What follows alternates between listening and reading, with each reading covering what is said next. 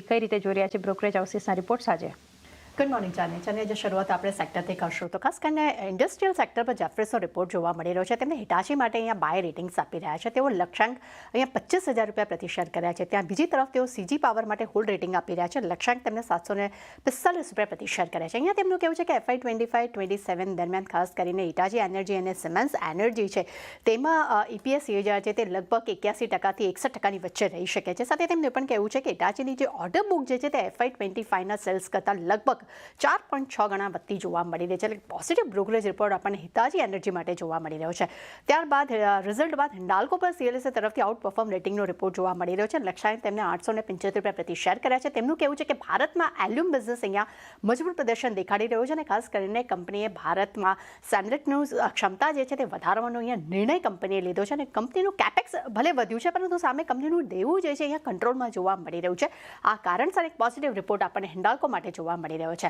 PFC પર આપણને result બાદ CLSA તરફથી આઉટ પરફોર્મ રેટિંગનો રિપોર્ટ આપણને જોવા મળી રહ્યો છે પરંતુ અહીંયા લક્ષ્યાંક તેમને ઘટાડીને 495 પ્રતિ શેર કર્યા છે. અહીંયા તેમનું કહેવું છે કે ફોરેન કરન્સી બોરોઇંગને કારણે કરીને નફા પર એક અસર જોવા મળી રહી છે પરંતુ સામે કંપનીની અસેટ્સ ક્વોલિટીમાં સ્થિરતા જોવા મળી રહી છે અને ખાસ કરીને પાવર સેક્ટર્સમાં લોન ગ્રોથ જે છે અહીંયા ડબલ ડિજિટ અહીંયા રહ્યો છે. આ કારણસર એક તેઓ પોઝિટિવ રિપોર્ટ આપી રહ્યા છે.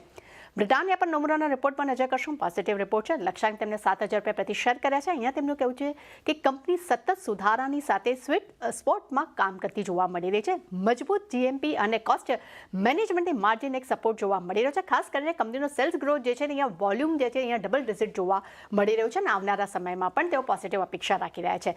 ડિવિઝ લેબ પર નજર કરશો. HSBC તરફથી બાય રેટિંગનો રિપોર્ટ છે. લક્ષ્યાંક તેમને 7,400 પ્રતિ શેર કર્યા છે. તેમનું કહેવું છે કે કસ્ટમ સિન્થેસિસ સેગમેન્ટથી Q2 માં એક પરિણામ મજબૂત જોવા મળી રહ્યો છે અને ખાસ કરીને પેપ્ટાઇડ્સ સેગમેન્ટમાં અહીંયા ક્લાયન્ટનો રસ અહીંયા જોવા મળી રહ્યો છે. આ કારણસર તેઓ પોઝિટિવ રિપોર્ટ આપી રહ્યા છે.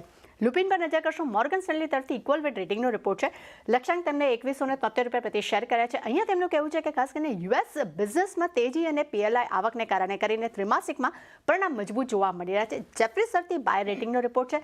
લક્ષ્યાંક તેમને 2300 પ્રતિ શેર કર્યા છે. અહીંયા તેમનું કહેવું છે કે USમાં ઘણી ઇન્જેક્ટેબલ દવાઓ જે છે તેઓ લોન્ચ કરવા જઈ રહ્યા છે અને ખાસ કરીને FY 27 માટે તેઓ 1 મિલિયન US સેલ્સનું તેમને ગાઈડન્સ અહીંયા આપણને આપતું જોવા મળી રહ્યું છે. અને છેલ્લે નજર કરશું લેન્સકાર્ટ સોલ્યુશન પર જેનું આજે લિસ્ટિંગ થવાનું છે પરંતુ એક નેગેટિવ રિપોર્ટ આપણને એમ્બિટ કેપિટલ માટેથી તરફથી જોવા મળી રહ્યો છે.